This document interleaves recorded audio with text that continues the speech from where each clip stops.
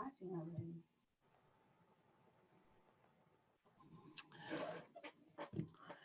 want to welcome everybody to our study tonight. It's really, well, I was going to say good to see you, but I can't see you. And saying it's good for you to see me doesn't sound quite right. So I will say that it is great to be able to spend a little bit of time together and talk about a word that we find to be really encouraging. If you want to be an encouragement to us and a help to us, one thing you can do is that you can, some of you are clicking like on Facebook, that's great. But if you click share, then your friends will see that you're watching and maybe they'll be encouraged by this as well. And you can also do a second thing. Whether you're watching live or whether you're watching the recording, how about if you write below in the comment section where you are, where you're from?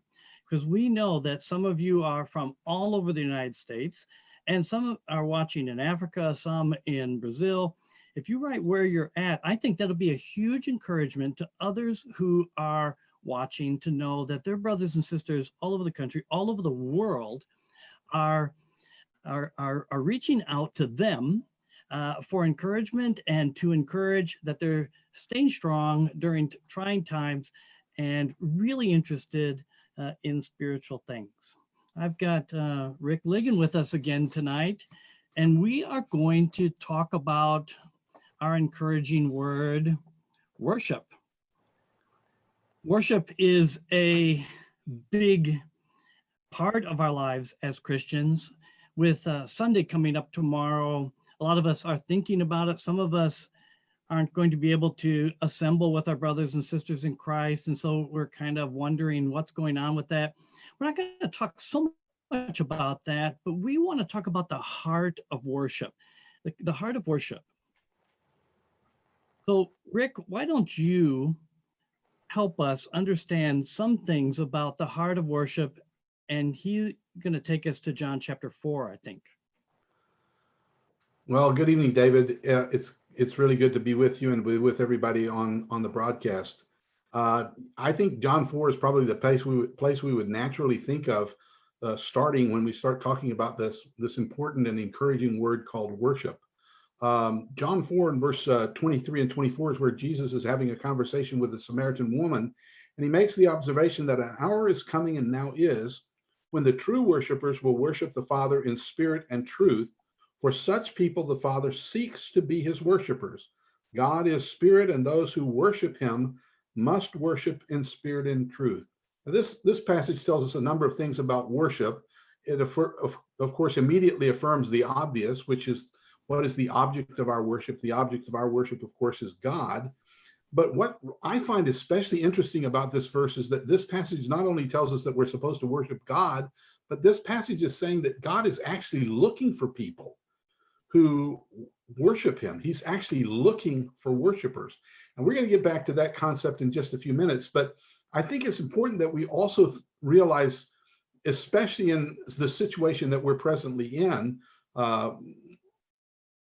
that very often when we think of worship, it tends to be kind of a church word, a word that we think of as happening, something that we do at worship in an assembly of some sort. And we certainly don't want to downplay the importance of assembled worship. We believe assembled worship is very important, vitally important to the life of all Christians. And there are certainly even some things that we do in public worship that we are assembled worship that we might not be able to express worship in that way in other places or privately. But there are things that we can do to worship both publicly or in an assembly as well as in private.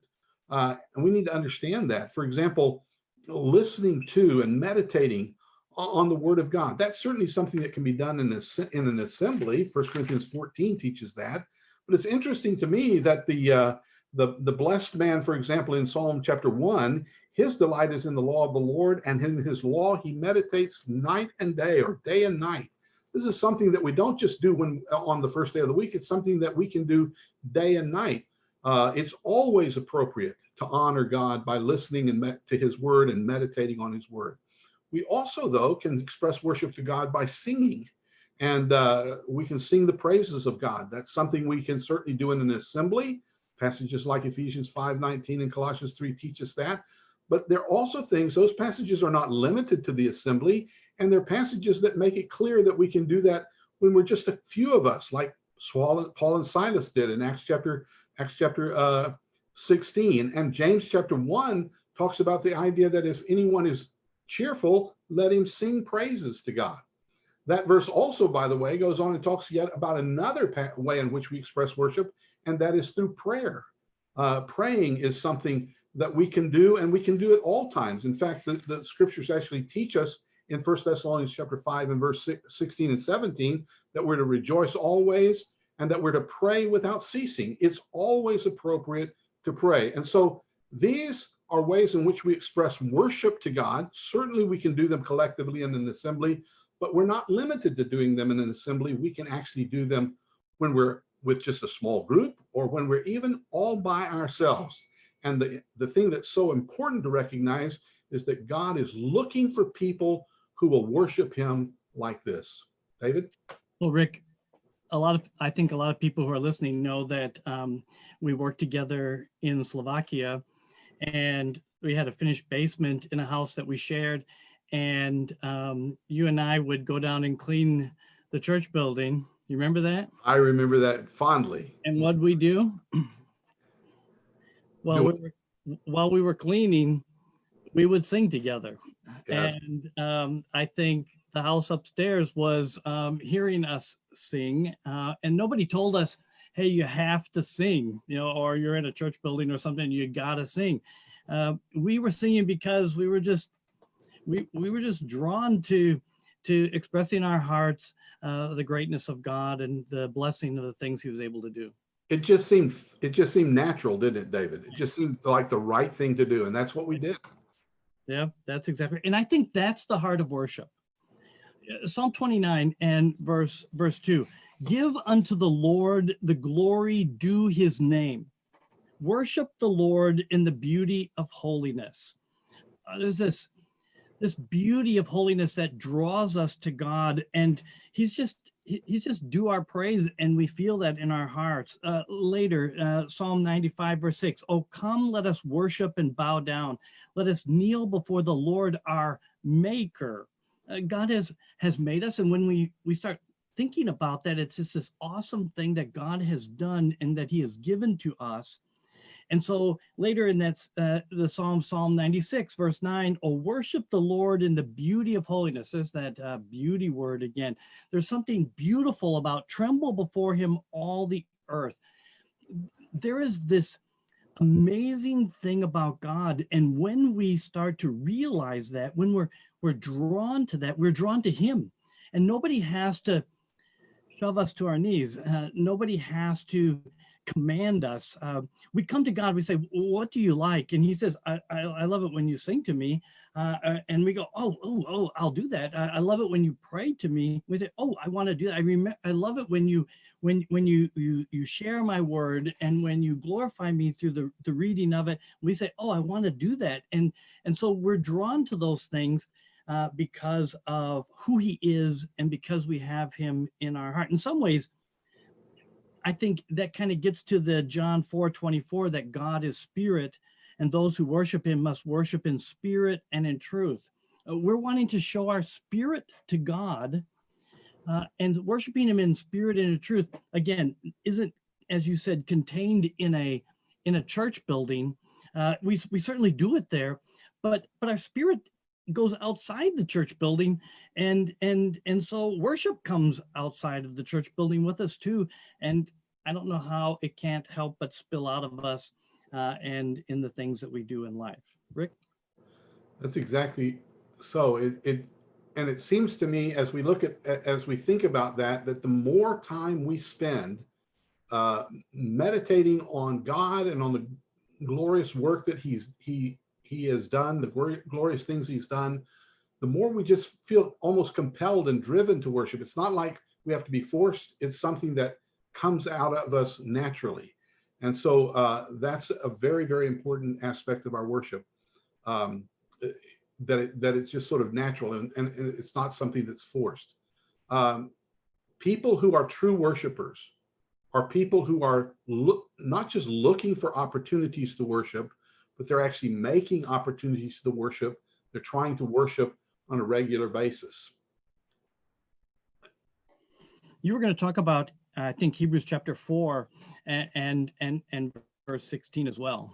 Yeah, I think it's kind of interesting because sometimes we would think to ourselves, you know, I just think about how awesome it is that we get to worship God, and yet we see ourselves and we know our frailties and our failings, and we sometimes wonder, how is it possible that I can worship God? I'm not worthy to worship God.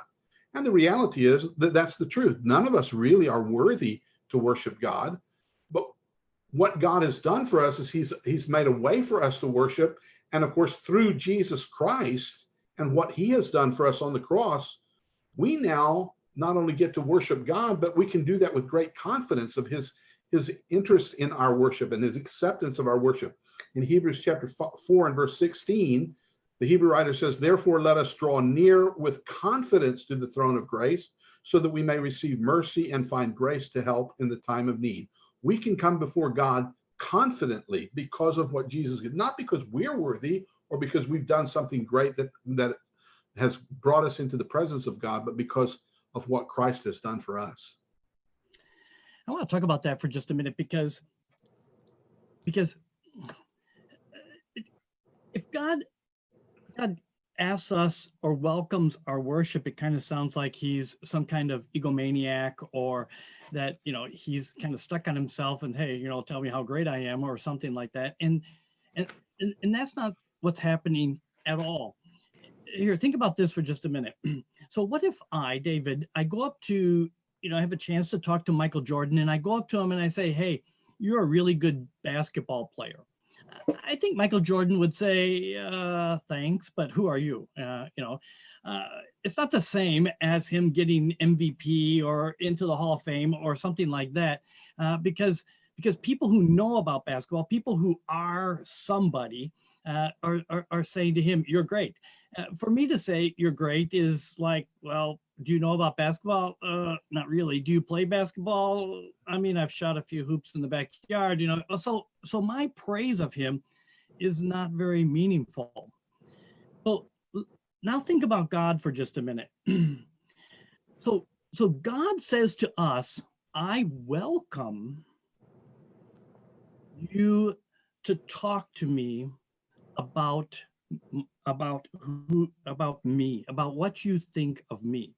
He doesn't put us down and say, you know, you don't really know about me. You don't know who I am. You can't do what I do. You know, are we having streaming problems? Yes, you might try it a little bit better. Okay, I think it's worked its way out. Yeah, we're having a little bit of internet streaming problems.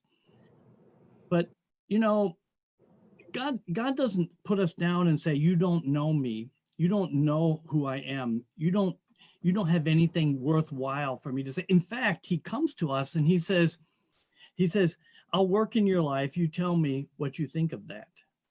And so we praise him. He says, I'm going to do some things for you and tell me what you think of those things. And so we thank him from our hearts. So he can make a rainbow, and he says, what do you think of that? And we say, oh man, that's beautiful. What God makes is beautiful. He can give us a newborn child, and he says, what do you think of that? And we say, you've made my life indescribable with this new life. You're amazing. He can say, what do you think of that cross thing that I did? And we say, you know, your grace is truly amazing. And you know what? Even though we're nothing, even though we were broken, and even though we were dirty, and even though we weren't holy, even though we were enemies, and he brings us to himself. He says, I welcome you to tell me what you think about what I've done.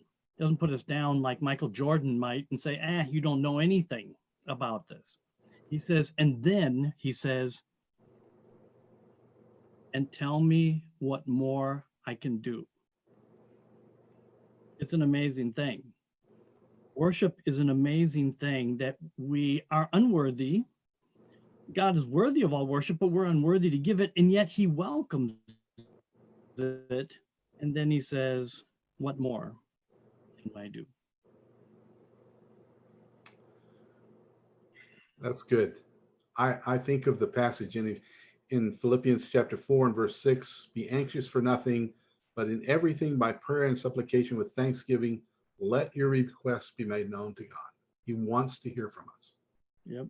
Yeah, that's right. In Acts chapter 17, when Paul was talking to a bunch of idolaters, people who didn't understand the true nature of God, and he's talking about how God is, doesn't dwell in temples made with hands. He says in Acts 17:25, nor is he worshiped with men's hands as though he needed anything, since he gives life to all, breath and all things, since he gives to all life, breath and all things. So he doesn't need us.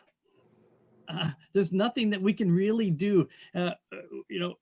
God's not saying, hey, give me your stuff because I need it. We need him. And so he doesn't need it. And yet he welcomes it. He lets us into his presence before his throne with our prayers and our songs and all of our adoration. And he says, I welcome that, even though I don't need it. It's truly an amazing thing. It's this encouraging thing that we have this kind of relationship with this kind of a God. Amen. So we're going to close with Hebrews chapter 13 and verse 15. Therefore, by him, let us continually offer the sacrifice of praise to God. That is, the fruit of our lips, the giving thanks to his name. Let's continually offer the sacrifice of praise. Some of us aren't going to be able to assemble together. Some of us are with small groups. Some of us are just with our families. Some of you are alone. Some of you are all by yourself. But that doesn't mean you shouldn't worship. That doesn't mean you can't worship. Listen, what you do today to worship. Don't wait for Sunday. What'd you do for today to worship? Did you pray? Did you sing? We sang some silly song in the shower, maybe a silly song while we washed our hands. What'd you do today to worship with your kids? What are you going to do tomorrow? Don't wait for somebody to organize something. Don't wait until you can go back inside a church building. That's going to be great to come back together. It's going to be great. We're going to do lots of great things together and benefit from that so much. But don't wait till then. What are you going to do to worship? Not because you gotta, not because you have to, but because you need to, you want to. You have this thing in your heart that you need to express to God because of who he is and what he's done for you. I hope you'll be encouraged by this to worship, and then that worship lift you up all the way into the presence of God. Thanks for joining us. Thanks for studying with us. Tomorrow, same time, 7 o'clock tomorrow, the Lord willing, we'll talk about love. What can be more encouraging than that? Have a good night.